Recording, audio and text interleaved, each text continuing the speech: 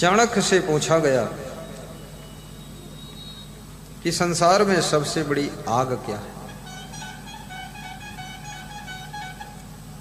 सबसे बड़ी अग्नि जो मनुष्य की शांति को भी भस्म कर देती है, मनुष्य की प्रसन्नता को भी भस्म कर देती है और मनुष्य की यश कीर्ति सबको जलाकर राख कर देती है, वो कौन सी आग है? और मनुष्य का सबसे बड़ा शत्रु कौन है? आत्मा का सबसे बड़ा शत्रु कौन है? ऐसे तो आपके शत्रुओं की कमी नहीं है। देवरानी जेठानी की शत्रु बनी हुई है, भाई भाई का शत्रु बना हुआ है, बाप बेटे में शत्रुता है, पड़ोसी पड़ोसी में शत्रुता है, चाचा भतीजे में शत्रुता है, सास बहू में तो 7 जन्मों की दुश्मनी चली आ रही है। शत्रुता में तो तुम होशियार हो। शत्रुता बनाने में कितने लोगों के पास में बड़ी विचित्र केमिस्ट्री रहती है। दुश्मन 1000 तैयार है। और याद रखना, शत्रुता तुम्हारी राह का ब्रेकर बनती है। इसलिए ऐसे ढंग से जियो, ऐसे ढंग से रहो कि शत्रुता कम से कम हो। लेकिन यदि किसी से शत्रुता हो ही जाए तो चिंता मत करना, फिर भगवान राम की तरह उस शत्रुता का निपटारा भी करना। क्योंकि कभी कभी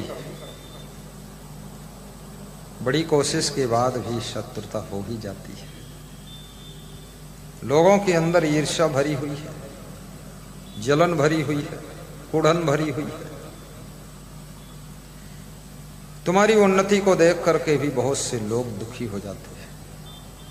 तुम्हारे विकास को देख करके बहुत से लोगों के दिलों में ईर्ष्या की ज्वाला जलने लग जाती है और वह तुमसे शत्रुता मानने लग जाते हैं। तुमको पता भी नहीं कि हुआ क्या है, लेकिन उनको हुआ है कुछ। परंतु कैसे ईर्ष्या को भी कम किया जाए, लोगों के भीतर की जलन को कैसे बुझाया जाए। इसलिए शास्त्र कहते हैं जो भी तुम कमाते हो उसका 10% झरसुआ लोगों के लिए खर्च करना चाहिए। ये झरसुआ हैं, तुमको देख करके झरस जाते हैं, जिनके अंदर जलन होती है, जिनको तुम्हारी उन्नति, तुम्हारा विकास अच्छा नहीं लगता, उनके ऊपर भी अपनी कमाई का 10वां अंश खर्च करना चाहिए। अन्यथा ये धूर्त लोग मरने से पहले ही तुम्हारा 10वां कर डालेंगे, काम बिगाड़ देंगे, फैक्ट्री में घुस पड़ेंगे, वहां हल्ला मचा देंगे, डंडा चला देंगे, कभी तुम्हारे घर पे आक्रमण कर देंगे, तुम्हारी बिल्डिंग तोड़ देंगे, गाड़ी तोड़ देंगे, फूंक देंगे। मैं गुजरात में गया था, चंदू भाई पटेल के साथ में गुजरात बड़ोदरा पादरा तालुका का विजिट कर रहा था। तो वे मुझे एक आश्रम पर लेकर गए। तो आश्रम कोई भगत ने बनाया था। गुजरात के भक्त लोग भी आश्रम बनाते हैं।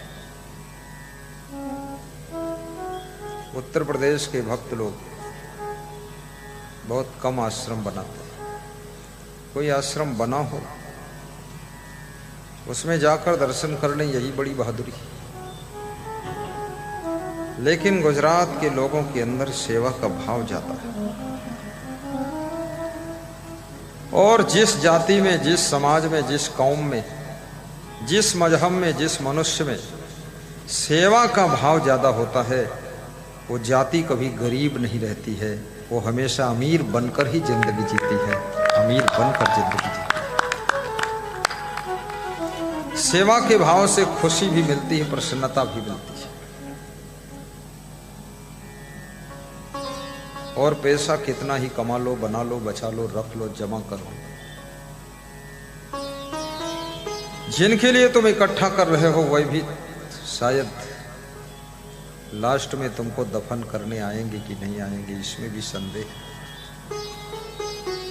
सुब्रत राय का नाम आपने सुना होगा, सहारा के मालिक थे, सहारा इंडिया।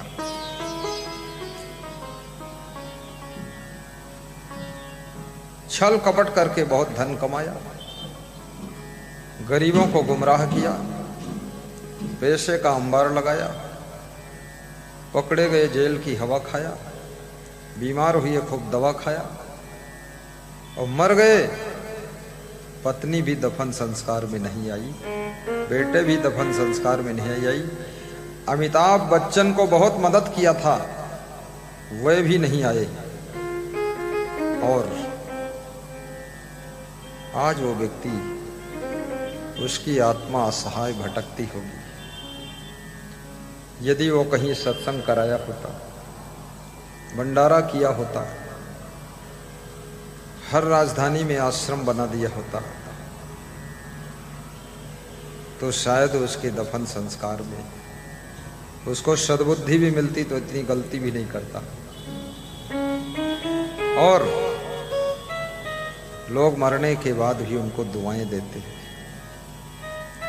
जिंदगी ऐसी बना जिंदा रहे दिल साध तू न हो दुनिया में तो दुनिया को आए याद तू, दुनिया को आए याद तू। खुद के लिए जीना तो पशु पक्षी कीड़े मकोड़ों को भी आता है, लेकिन दूसरों के लिए जीना तो केवल इंसान को आता है।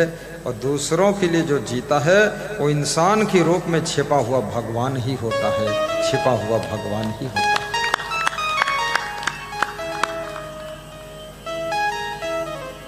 पराया दर्द अपनाए उसे भगवान कहते हैं।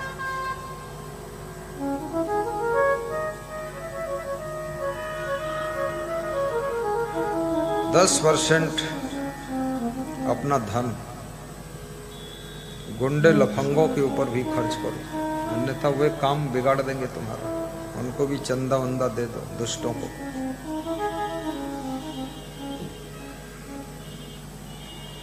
तो मैं आपको बता रहा था, गुजरात के उस आश्रम गया तो उस समय हम बात कम करते थे। कम इसलिए करते थे, थोड़ा शर्म भी लगती थी, बहुत पहले की बात। तो जिसने आश्रम बनाया था वो मिला, तो हमने कहा बहुत अच्छी जगह आपने आश्रम बनाया, धन्यवाद है आपको। बोले धन्यवाद क्या, ये पूरा गांव चोर है, सीमेंट भी चुरा ले गए, गिट्टी चुरा ले गए, सरिया भी चुरा ले गए। तो हमने कहा फिर? बोले आश्रम के खेत में सब्जी बोया मैंने और सब्जी तोड़कर रोड पर लगा दिया और गांव वालों से कह दिया ये सब्जी आपकी है, सब लोग जितना जरूरत ले जाओ। तो इन दुष्टों को सब्जी खिलाता रहता हूं तो अब सीमेंट नहीं चुराते हैं, अब इतनी बात बन गई है। बोले सीमेंट बच गई, सब्जी खिलाता है। सोचिए, आश्रम बना करके भी कोई साधु सोते कि बड़ी शांति यहां मिल जाएगी, वहां पड़ोस में चोर भी रहता है, तुम्हारे आश्रम में चोरी करेगा। भजन गाते हैं लोग की गली गली में मंदिर और शिवालय और कभी न लगते ताले, पर यहां तो ऐसा हो गया हिंदुस्तान में हर जगह लगे हुए हैं ताले। कोई चाबी गले में पहने है, कोई कमर में पहने है, साइकिल में ताला, मोटरसाइकिल में ताला, गाड़ी में लॉक सिस्टम, दरवाजे में ताला, ताला में ताला। इतने ताला के बावजूद भी चोर है, बहुत चोर है। 100 में 90 चोर, फिर भी भारत विकास की ओर बहुत चोर भरा।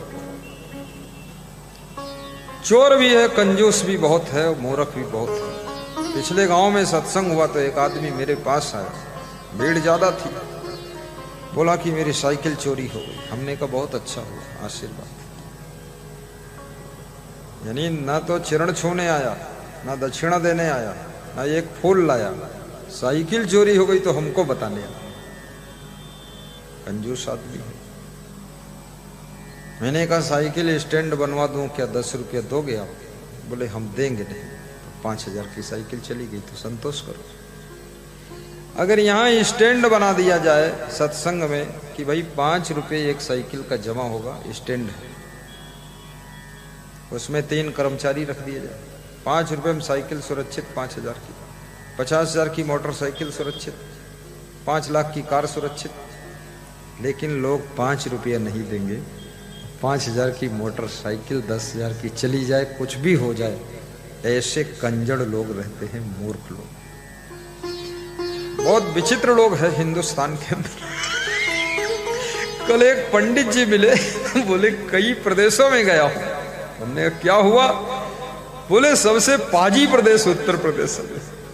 तो हमने कहा आप कहाँ रहते हैं? बोले उत्तर प्रदेश में। तो हमने कहा आप भी पाजी हैं? बोले थे पाजी लेकिन हमसे ज्यादा पाजी यहाँ पर है। हमने कहा पाजी क्या होता है? बोले बाद को बताऊंगा, टाइम नहीं। पाजी लोग भरे हुए।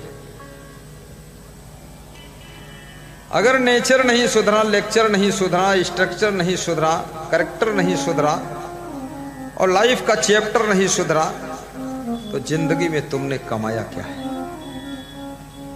मकान सुधार दिया, दुकान सुधार दिया, गाड़ी सुधार दिया, कपड़े सुधार दिया, बाल सुधार दिया, लेकिन जिंदगी को नहीं सुधार सके और जिंदगी बिगड़ती चली गई तो याद रखना, ना लोक में यश होगा, ना परलोक में ठिकाना होगा। इसलिए अपनी जिंदगी को भी सुधारो। अधिकतर समय लोग बाल सुधारने में लगा देते हैं, कितने लोग चेहरा सुधारने में लगा देते हैं। सारा समय बर्बाद हो रहा। इसलिए जीवन का सुधार यदि होगा तो सत्संग से होगा, और कोई जीवन को सुधारने वाला नहीं। ये जीवन की जितनी आवश्यकताएं हैं उन आवश्यक चीजों का मूल्य है, लेकिन जीवन अमूल्य है। और इस अमूल्य जीवन को संभालना सीखो। संत कबीर ने एक दोहा कहा है, रतन का जतन कर माड़ी का श्रृंगार। आया कबीरा फिर गया, झूठा है हंकार। हंकार माने अहंकार। रतन को जतन पूर्वक संभालो। रतन कीमती होता है, लेकिन जितने रतन हैं वो सब रतन की कीमत कौन लगाता है? वो ये मनुष्य जीवन सर्वश्रेष्ठ रतन है। केवल सृष्टि में मनुष्य ना हो तो ना सोना की कीमत है, ना चांदी की कीमत, ना हीरा की कीमत, ना पन्ना पुखराज नीलम किसी चीज की कीमत नहीं है। और मनुष्य है तो हर चीज को कीमती बनाने का काम मनुष्य करता है। तो सोचो जरा, ये मनुष्य स्वयं कितना कीमती होगा जो सबको कीमती बना देता है।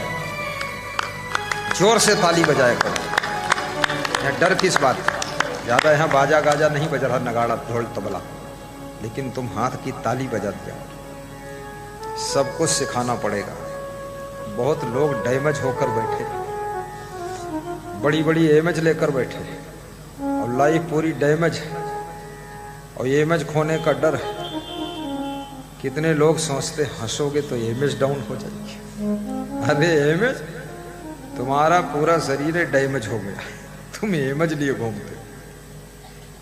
भगवान कृष्ण हंसते थे, उनकी कितनी इमेज डाउन हुई थी। भगवान राम मुस्कुरा कर जिंदगी जीते थे, इमेज डाउन नहीं हुई थी, इमेज और हाई हुई थी। हंसकर मुस्कुरा कर जिंदगी जीना सीखो, और जहां आनंद की अनुभूति हो, एहसास हो सुख का, वहां पर जोरदार ताली बजा करके मस्ती का आनंद लेना सीखो। मुझे पता है तादाद से ज्यादा आपको टेंशन है। मैं चेहरों को बहुत रीडिंग करता हूं। चेहरा कितना ही छिपाओ उस पर लिख के आ जाता है कि अंदर मामला क्या है। Face is the index of all. झलकता है। और इस दुनिया में दुखी रहो, तुम्हारे दुख की भी परवाह किसी को नहीं। और खुश रहो, बहुत लोगों को परवाह है, खुश क्यों? ज्यादा तुम खुश रहो, लोग पूछेंगे इतना खुश क्यों हो?